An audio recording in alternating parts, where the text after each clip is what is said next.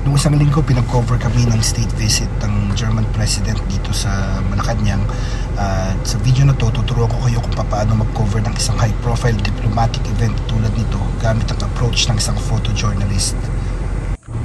Pagdating ko pa lang doon sa venue, namili ako kung saan ako pipwesto. Pwede ako sa may kaliwa na lagi ko siyang pinipwestohan.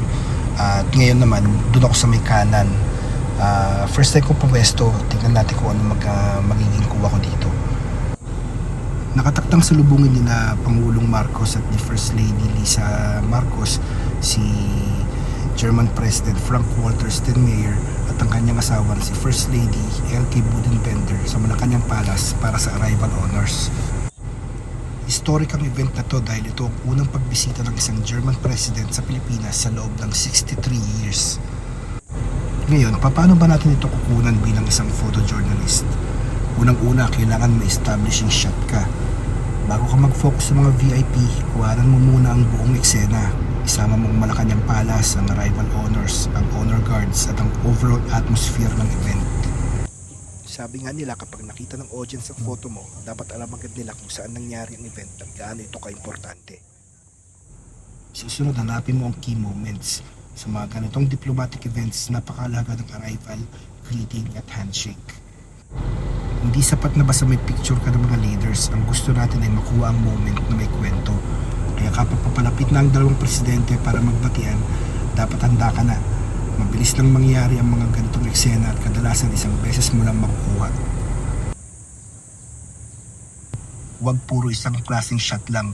Magkaroon ka ng wide shots para sa context, medium shots para sa interaction, close-up shot para sa emotion at details.